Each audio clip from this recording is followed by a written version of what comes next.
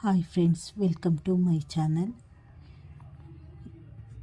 ಈ ಮೂವಿ ಹೆಸರು ಯಶೋಧ ಅಂತ ಹೇಳಿ.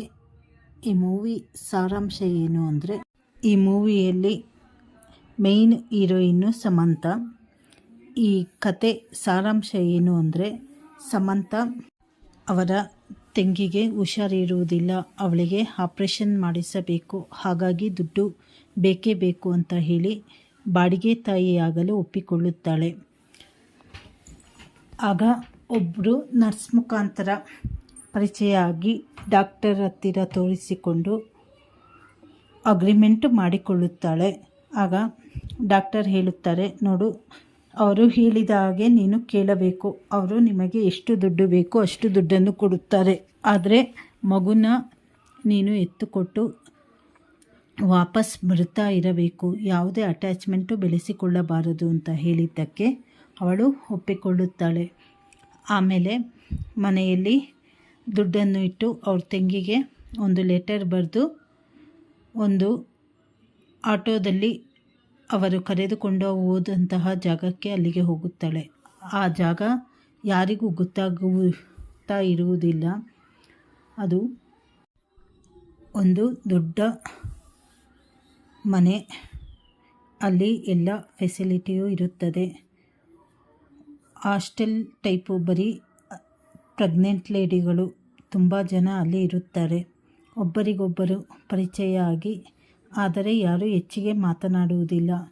ಅವರಿಗೆ ಜೈಲಿನ ಥರ ಅದು ಆಗಿರುತ್ತದೆ.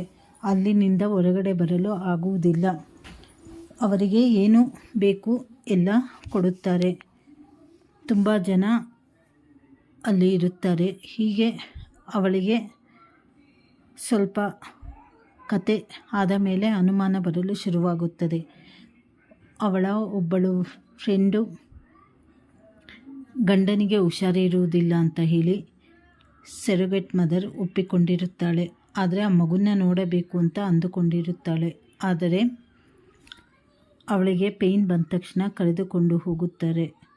ಆ ಮಗು ಸತ್ತೋಯ್ತು, ಅವಳು ತಕ್ಷಣ ಮನೆಗೆ ಹೋದಳು ಅಂತ ಹೇಳಿದಾಗ, ಮಧು ಅನ್ನೋವಳು ಹೇಳಿದಾಗ ಇನ್ನೊಬ್ಬಳಿಗೆ ಅನುಮಾನ ಬರುತ್ತದೆ. ಸಿಜರಿನ್ ಆದವರು ಹೇಗೆ ಎದ್ದು ನಡೆಯೋಕ್ಕೆ ಹೋಗುತ್ತೆ, ಇಲ್ಲಿ ಏನೋ ನಡೀತಾ ಇದೆ ಅಂತ ಹೇಳಿದ್ದಕ್ಕೆ ಅವಳು ಅನುಮಾನಪಟ್ಟು, ಹೌದು ಇಲ್ಲಿ ಏನೋ ನಡೀತಾ ಇದೆ ಅಂತ ಹೇಳಿ ಯಶೋಧನು ಹೇಳ್ತಾಳೆ. ಕೊನೆಗೆ ಹೇಗಾದರೂ ಮಾಡಿ ಇದು ಕಂಡು ಹಿಡಿಯಲೇಬೇಕು ಏನಾಗುತ್ತಿದೆ ಅಂತ ಹೇಳಿ ಕಥೆಯ ಅರ್ಧ ಭಾಗ ಮುಕ್ಕಾಲು ಭಾಗ ಆದ ಮೇಲೆ ಅದನ್ನು ಹುಡುಕುತ್ತಾ ಹೋಗುತ್ತಾಳೆ. ಒಳಗಡೆ ಹೋಗಿ ಯಾರಿಗೂ ಗೊತ್ತಾಗದೆ ಹೋಗಿ ನೋಡಿದಾಗ ಅಲ್ಲಿ ಯಾರು ಪ್ರೆಗ್ನೆಂಟ್ ಲೇಡಿಗಳಿರುತ್ತಾರೆ, ಮಗುನೆಲ್ಲ ತೆಗೆದು ಅವರನ್ನೆಲ್ಲ ಸಾಯಿಸಿ ಒಂದು ರೂಮಿನಲ್ಲಿ ಬಂಧಿಸಿರುತ್ತಾರೆ.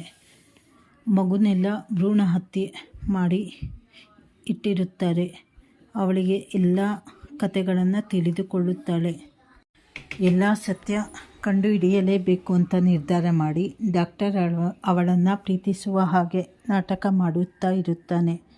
ಆದರೆ ಕೊನೆಗೆ ಅವನು ಅವರ ಜೊತೆ ಶಾಮೀಲಾಗಿರುವುದು ಗೊತ್ತಾಗುತ್ತದೆ. ಮಧು ಅನ್ನುವ ಹೆಂಗಸು ಬಂದು, ಅವಳೇ ಇದಕ್ಕೆ ಇನ್ಚಾರ್ಜ್, ನಿನಗೆ ನಮ್ಮ ಸತ್ಯ ಎಲ್ಲ ಗೊತ್ತಾಗಬೇಕಾ, ಬಾ ಕುಳಿತುಕೋ ನಾನೇ ಹೇಳ್ತೀನಿ ಅಂತ ಹೇಳಿ ಅದಕ್ಕಿಂತ ಮುಂಚೆ ಅವಳಿಗೆ ಚೆನ್ನಾಗಿ ಹೊಡೆದಿರುತ್ತಾರೆ. ಕೊನೆಗೆ ನಾವು ಹೀಗೆ ಮಾಡಿದ್ದು ಯಾಕೆಂದರೆ ಬ್ಯೂಟಿ ಪ್ರಾಡಕ್ಟ್ ಮಾಡುವುದಕ್ಕೆ. ಇಲ್ಲಿ ಇರೋ ಇವರೆಲ್ಲ ಅನಾಥರು, ನೋಡು ನೀನು ದುಡ್ಡಿಗಾಗೆ ಇಲ್ಲಿ ಬಂದಿದ್ದು, ನಿಮಗೆಲ್ಲ ಏನೇ ಆದರೂ ಯಾರೂ ಕೇಳುವವರಿಲ್ಲ ಹೇಳುವವರಿಲ್ಲ, ಹಾಗಾಗಿ ನಾವು ಈ ರೀತಿ ಮಾಡುತ್ತಾ ಇರುವುದು. ನಾನು ಒಬ್ಬ ರಾಜಕಾರಣಿ ಜೊತೆ ಇದ್ದೆ. ಅವನು ನನ್ನ ತುಂಬ ಇಷ್ಟಪಟ್ಟು ಜೊತೆಯಲ್ಲಿ ಇಟ್ಕೊಂಡಿದ್ದ.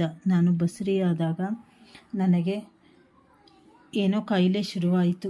ಕೊನೆಗೆ ನನ್ನ ಮುಖ ಎಲ್ಲ ತುಂಬ ಕೆಟ್ಟದಾಗಿ ಆಗಲು ಶುರುವಾಯಿತು. ಆಗ ಇವನಿದ್ದಾನಲ್ಲ, ನನಗೋಸ್ಕರ ಎಂಥ ತ್ಯಾಗ ಮಾಡಿದ್ದಾನೆ ಗೊತ್ತಾ ಅಂತ ಹೇಳಿ ಡಾಕ್ಟರನ್ನು ತೋರಿಸಿ, ಮಧು ಇವನು ನನಗೋಸ್ಕರ ಒಂದು ಮೆಡಿಸನ್ ಕಂಡುಹಿಡಿದ, ಅದಕ್ಕೆ ಮಕ್ಕಳ ಭ್ರೂಣ ತುಂಬ ಅಗತ್ಯ, ತಾಯಿಯ ಭ್ರೂಣ ತುಂಬ ಅಗತ್ಯ ಅಂತ ಹೇಳಿದಾಗ ನನ್ನ ಮಗುವನ್ನೇ ನಾನು ಕೊಟ್ಟು ನನ್ನ ಬ್ಯೂಟಿ ಹಾಳಾಗದಂತೆ ನೋಡಿಕೊಂಡಿದ್ದೇನೆ. ಇದು ಮಾರ್ಕೆಟಿನಲ್ಲಿ ಎಷ್ಟು ಡಿಮ್ಯಾಂಡ್ ಅಂತ ಹೇಳ್ತಾಳೆ. ಕೊನೆಗೆ ಅವರೆಲ್ಲರ ಕತೆ ಅವಳಿಗೆ ಗೊತ್ತಾಗುತ್ತದೆ. ಕಥೆಯ ಅಂತ್ಯಭಾಗದಲ್ಲಿ ಅವಳು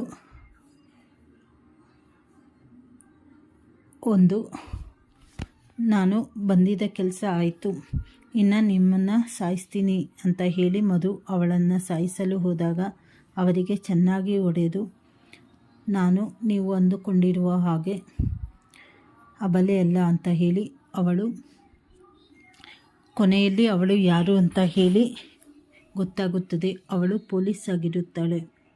ಅವರ ತಂಗಿ ಪೊಲೀಸ್ ಇಂಟರ್ವ್ಯೂ ಎಲ್ಲ ಮುಗಿಸಿ ಪೊಲೀಸ್ ಆಗಲು ಲಂಚ ಬೇಕು ಅಂತ ಕೇಳಿರುತ್ತಾರೆ. ಆಗ ಮನೆಯಲ್ಲಿ ಅವರ ತಂಗಿ ಹತ್ತಿರ ಹೇಳಿ ನಾನು ಅದರ ಆಸೆ ಬಿಡುತ್ತೇನೆ ಅಂತ ಹೇಳಿದಾಗ ಅವರ ತಂಗಿ ಇಲ್ಲ, ನಮ್ಮಕ್ಕ ಪೊಲೀಸ್ ಆಗಲೇಬೇಕು ಅಂತ ಹೇಳಿ ನಿರ್ಧಾರ ಮಾಡಿ ಬಾಡಿಗೆ ತಾಯಿ ಆಗಿ ಒಪ್ಪಿ ಅವಳಿಗೆ ಹೇಳದೆ ಇಲ್ಲಿಗೆ ಬಂದಿರುತ್ತಾಳೆ. ಹಾಗಾಗಿ ಅವಳನ್ನು ಕಂಡು ಹಿಡಿಯಲೇಬೇಕು ಅಂತ ಹೇಳಿ ಅವಳ ಟೀಮ್ ಮೆಂಬರ್ಸು ಎಲ್ಲ ಸಹಾಯ ಪಡೆದು ಇಲ್ಲಿಯವರೆಗೂ ಬಂದಿರುತ್ತಾಳೆ. ಅಲ್ಲಿ ತುಂಬ ಜನರನ್ನು ರಕ್ಷಿಸಿ ಕೊನೆಗೆ ಅಲ್ಲಿರುವವರನ್ನೆಲ್ಲ ಸಾಯಿಸಿ ಎಲ್ಲರನ್ನು ಕಾಪಾಡುತ್ತಾಳೆ. ಇದು ಯಶೋಧ ಯಶೋಧ ಸಿನಿಮಾದ ಸಾರಾಂಶ. ಯಶೋಧ ಮೂವಿ ತುಂಬ ಚೆನ್ನಾಗಿದೆ, ನೋಡಿ. ಚಾನಲನ್ನು ಲೈಕ್ ಮಾಡಿ, ಶೇರ್ ಮಾಡಿ, ಸಬ್ಸ್ಕ್ರೈಬ್ ಮಾಡಿ. ಧನ್ಯವಾದಗಳು.